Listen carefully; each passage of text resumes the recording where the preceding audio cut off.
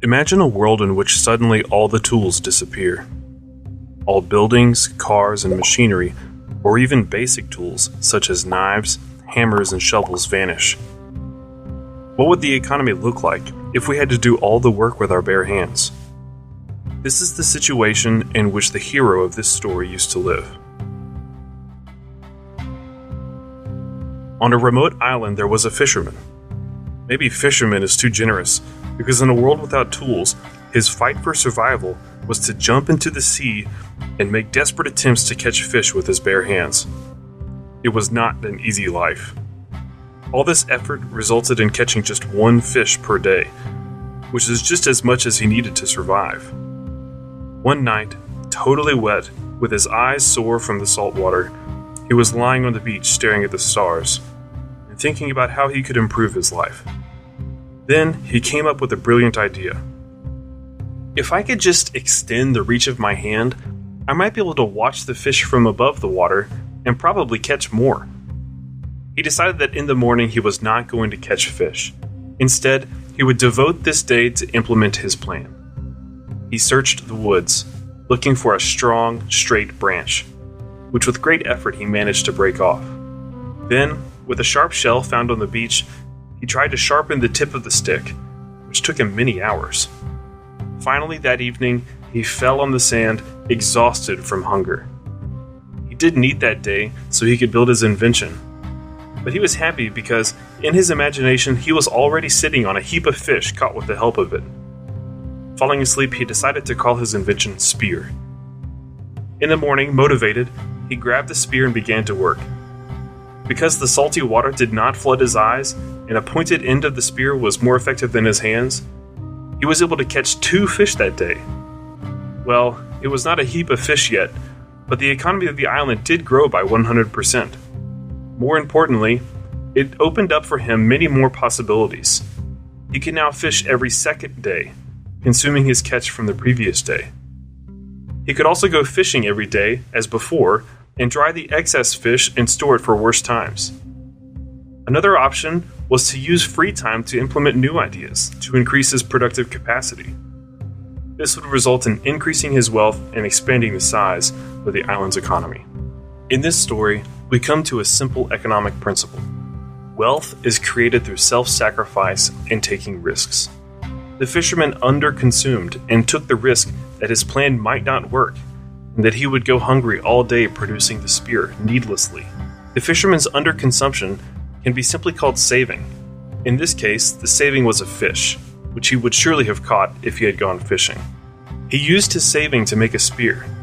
The spear is a capital good, because it is part of his saving, which has no value in itself for the fisherman, but it serves him to get what he really wants. After all, the fisherman does not want to have a spear, he wants to have the fish. Capital is therefore a part of his saving, which he spent on increasing his own productivity. Let's fast forward to our world to illustrate this example in real life. 2 friends got a very well-paying job in a company called Corporation X.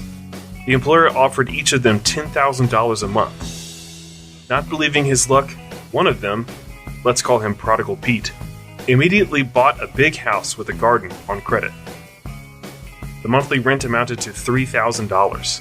He bought a luxury car, also on credit, for which he paid $2,000 a month. Bills for the apartment, the cost of the car use, hiring a gardener, and a cleaning lady amounted to another $2,000. Prodigal Pete spent the rest on eating in fancy restaurants and hanging out with friends, who surprisingly became more numerous after he got the new work. At the end of the month, he had no money in his account left over. Meanwhile, his colleague, Thrifty Tom, knew the story of the fisherman that was told in his family for generations.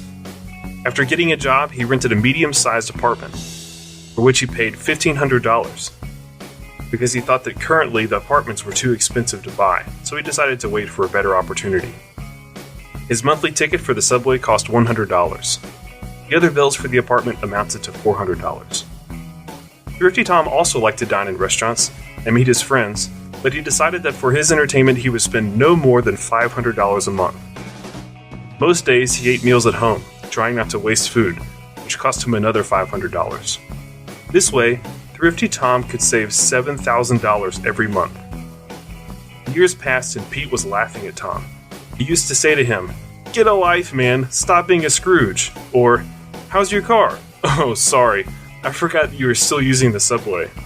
Tom felt upset because he dreamed of a big house with a garden and a luxurious car. But common sense took precedence over whims. He invested his savings in various projects.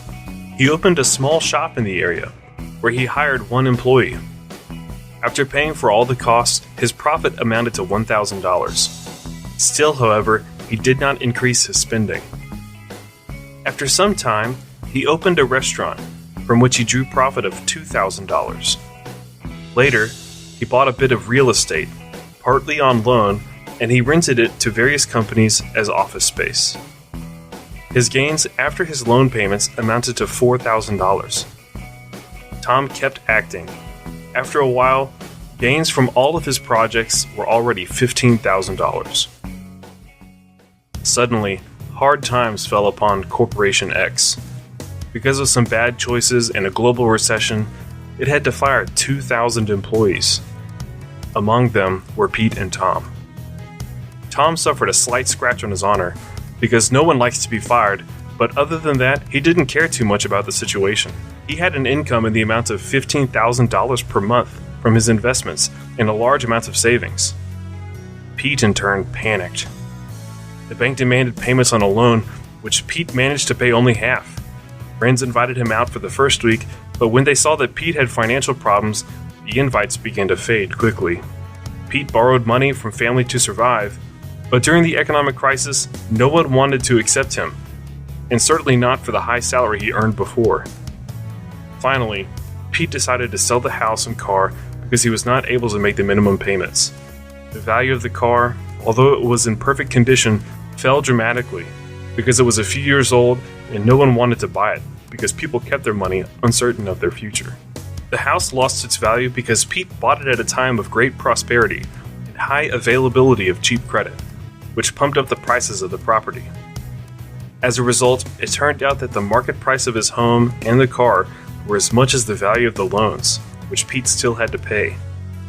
Pete was really hurt by the fact that for so many years he was paying the loans and now he was left with nothing. He still had to sell because he needed the cash right away. After a few days, Tom called him and said that he would buy both the car and the house. During the transaction, they talked for a while as old friends. Pete told him about his situation, and Tom, as a man full of empathy, said, "Listen, my friend, I was just going for an early retirement. I need someone capable to take care of my business. I know you are a good specialist. How about I hire you for $3,000 a month?" Pete felt relieved. Finally, someone wanted to hire him, and he was no longer burdened with loans. He accepted the job from Tom, rented a small apartment, and began to save.